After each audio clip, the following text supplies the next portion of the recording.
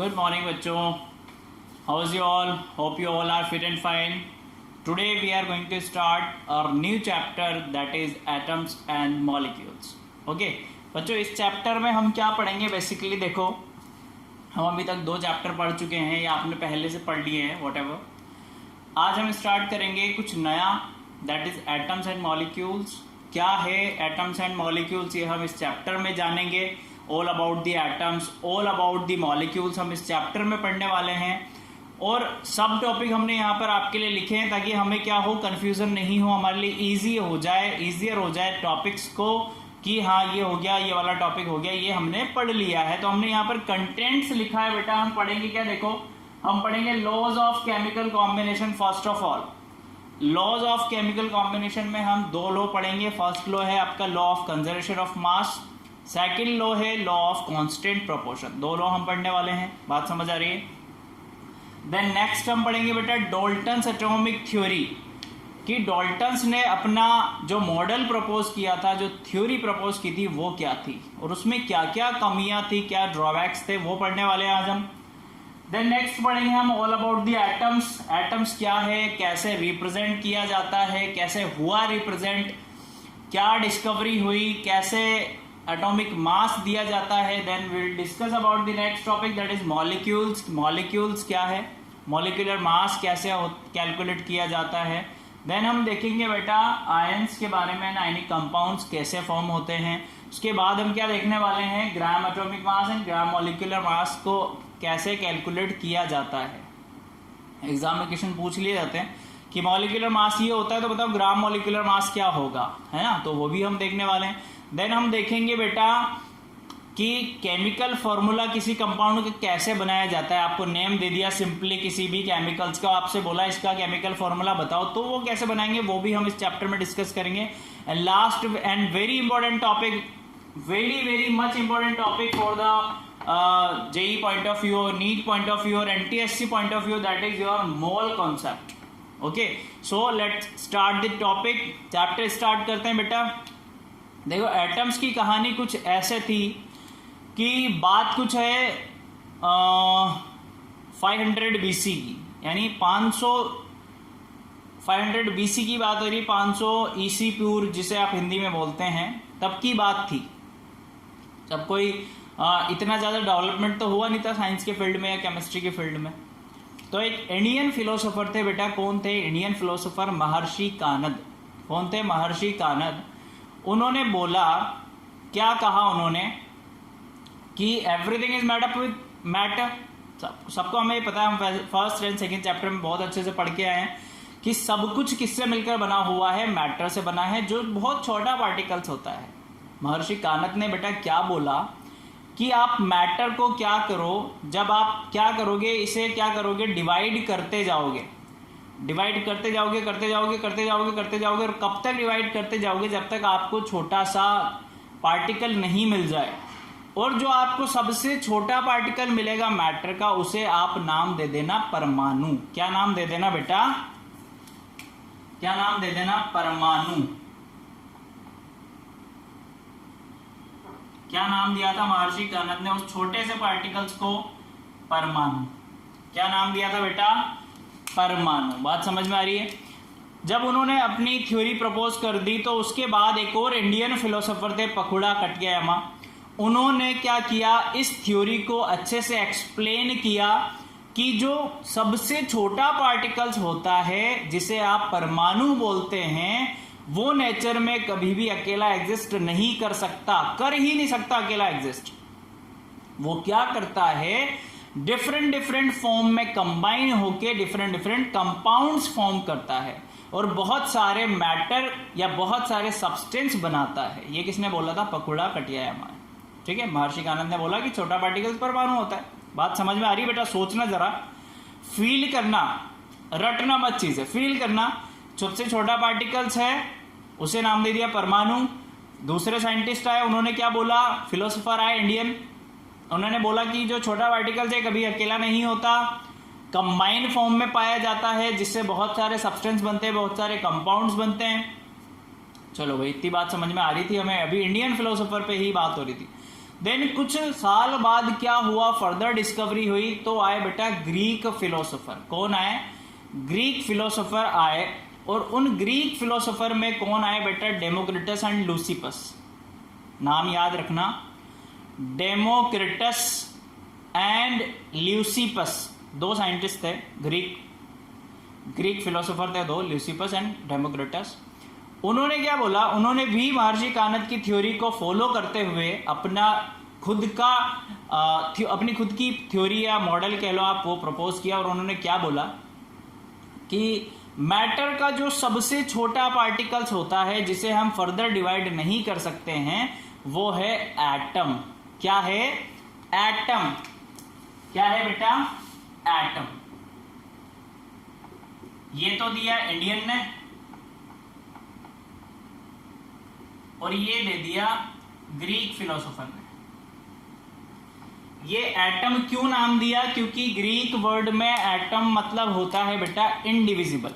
तो वो कहना यही चाह रहे थे कि मैटर का सबसे छोटा पार्टिकल जिसे डिवाइड नहीं किया जा सकता वो एटम होता है। बात समझ में आ गई? वहां से नेम जनरेट हुआ एटम। देन फिर क्या हुआ बेटा? जब तक ग्रीक फिलोसोफर थे सब क्या कर रहे थे? अपनी थ्योरी प्रपोज किए जा रहे थे। जैसे मेरे को अभी कुछ पता लगा, मैंने आप लोगों को बोल दिया ऐसा होता है, फिर आप लोगों को कुछ पता लगा, आपने भी औरों से बोल दिया कि ऐसा होता है। सिर्फ बात से बात बनी जा रही थी, सिर्फ थॉट्स लोग बाग अपने दिए जा रहे थे। कुछ भी एक्सपेरिमेंटली प्रूव नहीं था कि हाँ कि मैटर को जब तोड़ोगे तो कोई छोटा पार्टिकल्स मिलेगा, कुछ एक्सपेरिमेंटली नहीं था। उन्होंने बस सोचा, कुछ ऐसा सोचा और प्रपोज कर दिया। सेम चीज ग्रीक फिलोसोफर ने भी किया। तो बेटा एक्सपेरिमेंटली प्रपोज करने के लिए कौन आए? सर एंटोइन ल्यूरेंट लेवोइजर, जिसे मॉडर्न केमिस्ट्री का फादर भी कहते हैं। कौन आए? लेवोइजर। तो लेवोइजर ने क्या किया? लेवोइजर ने बेटा ये सारी चीजें एक्सपेरिमेंटली की। उन्होंने क्या कहा कि जब दो एटम्स आपस में कंबाइन होंगे या दो मॉलिक्यूल्स आपस में कंबाइन होंगे तो वो एक फिक्स्ड रेशो में कंबाइन होंगे या फिर फिक्स्ड वॉल्यूम में कंबाइन होकर एक नया कंपाउंड बनाएंगे। ठीक है? और जब वो कंपाउंड बन जाएगा तो उस कंपाउंड को देखने के लिए उन्होंने क्या किया? दो लॉ प्रपोज किए। क्या प्रपोज किए बेटा? दो लॉ प्रपोज किए जो थे जो लॉ दिया था, सॉरी दो लॉ तो इसके अंदर आ जाएंगे। जो लॉ प्रपोज किया था वो था बेटा लॉ ऑफ केमिकल कॉम्बिनेशन। क्या था? Law of chemical combination. बात समझ में आ रही? तो स्टार्टिंग में क्या देखा गया कि जब कोई कंपाउंड बन रहा है तो वो एटम्स एंड मॉलिक्यूल से मिलकर बन रहा है। एटम्स और मॉलिक्यूल्स की प्रॉपर्टी दोनों की डिफरेंट होती है, तो जो मैटर बनेगा इन दोनों के कंबाइन होने से उसकी प्रॉपर्टी भी डिफरेंट होगी। तो इन प्रॉपर्टी को देखने के लिए लेवोइजर ने क्या किया बेटा? एक्सपेरिमेंट किया। एक्सपेरिमेंट में उन्होंने क्या दिया? अपना लॉ प्रपोज किया जो था लॉ ऑफ केमिकल कॉम्बिनेशन। बात समझ में आ रही है? अब इस लॉ को भी हम दो टाइप से पढ़ेंगे। पहला होता है law of conservation of mass and second होता है लॉ ऑफ कांस्टेंट प्रोपोर्शन। तो आज हम क्या करेंगे? फर्स्ट लॉ डिस्कस करते हैं। पहले आप एक स्क्रीनशॉट ले लीजिए इसका जल्दी से। 1 2 3 take a screenshot, then we will go for next topic, that is first law of chemical combination. First law के बारे में डिस्कस करेंगे बेटा।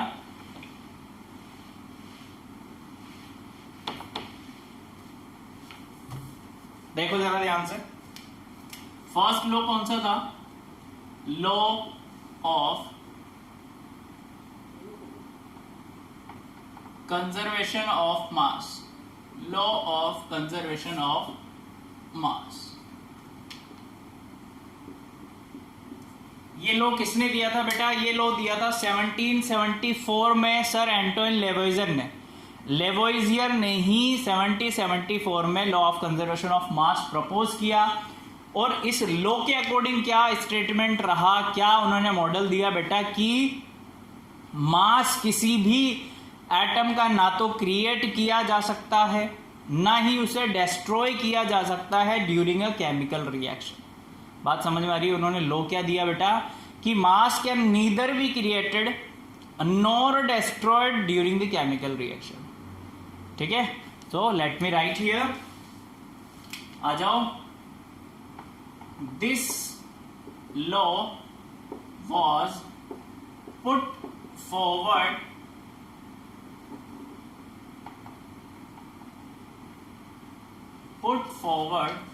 by A.L. Lavoisier. ये आर है बेटा, ई आर है ना, लेवोइजियर इन 1774. ठीक है. दिस लॉ स्टेटेड एज कि क्या करता था स्टेट की मास can neither be created nor destroyed. बात समझ में आई बेटा. लॉ ऑफ कंजर्वेशन ऑफ मास आपसे कोई पूछे तो क्या बताओगे? मास can neither be created nor be destroyed, that's it. तो मतलब हो क्या रहा होगा जब मास क्रिएट भी नहीं हो रहा, मास खत्म भी नहीं हो रहा, तो क्या हो रहा होगा बच्चों? एक बार जरा देखो इधर ध्यान से. During the chemical reaction, total mass of reactant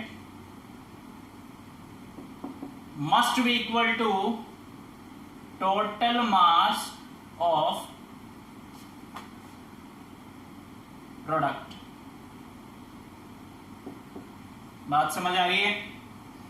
अगर मास क्रिएट भी नहीं होगा ना डिस्ट्रॉय होगा तो क्या होगा? फिर तो टोटल मास रिएक्टेंट साइड का किसके बराबर होना चाहिए? Total mass of product side के. तो ऐसा ही था इस लॉ के अकॉर्डिंग. और अगर जो इक्वेशन ये स्टेटमेंट फॉलो कर रही होती है तो वो क्या है? इक्वेशन भी सही है और बैलेंस भी है. बात समझ आ रही है? एग्जाम्पल देखो और भी अच्छे से समझ में आ जाएगा. अगर एग्जाम्पल की बात करें बेटा, हम वाटर बनाने की बात करते हैं. इधर है आपका 2H2 plus O2 that gives 2H2O. ठीक है. मास की बात कर लेते हैं क्योंकि हम क्या सेव कर रहे हैं? Law of conservation of mass. Conservation of mass means he वही होता है. मास की अगर मैं बात करूं बेटा तो ये हो जाएगा 4 क्यों हुआ? देखो वो बता देते हैं आपको.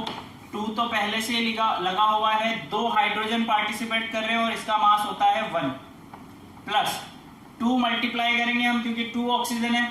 ऑक्सीजन के मास होता है बेटा 16. अब इधर आ जाओ, इधर लिखा है 2, वापस से 2 मल्टीप्लाई करेंगे 1 से क्योंकि हाइड्रोजन का मास होता है प्लस 2 तो बाहर लगा ही दिया अपन ने, इधर भी 16. तो ये हो रहा है आपका देखो 4 प्लस 32 और ये हो जाएगा आपका 2 मल्टीप्लाई बाय 18. तो दोनों साइड का जो मास आएगा बेटा वो आपका कितना आ रहा है? 36. यानी हमें इससे ये पता लगा कि किसी भी केमिकल रिएक्शन में जो रिएक्टेंट साइड का टोटल मास होता है that is must be equal to the mass of product side. इतनी बात समझ में आ गई. अब बेटा चाहे आप कोई भी केमिकल रिएक्शन देखो या आप बात करो इंडिया में कि वाटर का मास 36 ग्राम हो रहा है, या आप बात करो अमेरिका में, मास can never be change. Always same mass होगा. कितना होगा? 36. बात समझ में आ गई.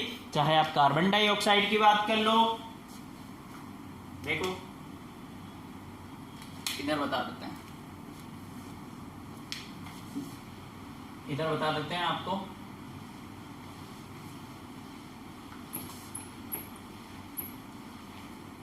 इधर बता देते हैं, देख लो जरा.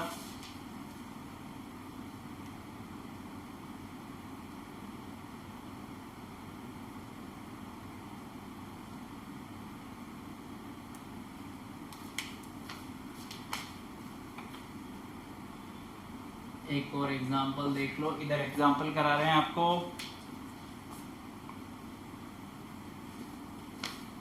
कार्बन प्लस ऑक्सीजन कंबाइन होके बनाते हैं बेटा कार्बन डाइऑक्साइड. इधर एक और एग्जांपल बता देंगे. देखो कार्बन का मास होता है 12, ऑक्सीजन का मास होता है 16. अभी हमने देखा 2 से मल्टीप्लाई किया क्योंकि सबस्क्रिप्ट में लिख रहा है 2.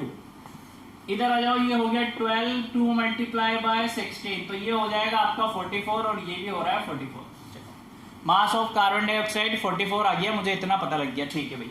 अब इधर आओ जरा. ये सेकेंड एग्जाम्पल देखो बेटा, ये है CaCO3 को जब मैं तोड़ूंगा तो क्या होगा, CaOCO2 बनेगा। अब मुझे चेक करना है कि जो मेरा कार्बन डाइऑक्साइड का मास था क्या वो यहां भी सेम और वहां भी सेम है क्या। तो जरा देखो, इधर देखो कैल्शियम का मास होता है बेटा 40 प्लस कार्बन का होता है 12 प्लस ऑक्सीजन का होता है 16। 3 क्यों लिखा, क्योंकि 3 ऑक्सीजन है। इधर आ जाओ 40 प्लस 16 प्लस इधर कार्बन का मास 12 प्लस 2 मल्टीप्लाई बाई 16। 2 से मल्टीप्लाई क्यों किया, क्योंकि सबस्क्रिप्ट में 2 लिख रहा है, 2 ऑक्सीजन पार्टिसिपेट कर रहे हैं और ऑक्सीजन का मास होता है 60। चलो चेक कर लेते हैं, 40 प्लस 12 प्लस कितना 48, ये हो रहा है आपका 56 प्लस 44, है ना। तो आ जाओ इधर देखो, इधर देखो बेटा, ये हो रहा है आपका 100 और ये भी हो रहा है आपका 100। यानी किसी भी केमिकल रिएक्शन की बात कर लो, mass will never change, mass never be change. Total reactant side का मास हमेशा इक्वल होगा टोटल प्रोडक्ट साइड के मास के। बात समझ आई है। कार्बन डाइऑक्साइड का मास देख लो 44 यहां पर भी है और यहां पर भी है, तो मास भी चेंज नहीं हो रहा है। फर्स्ट लॉ हमें यही बताता है। बात समझ में आ रही है। कल हम डिस्कस करेंगे सेकंड लॉ के बारे में, that is your law of constant proportion. Okay, thank you so much, keep learning, bye.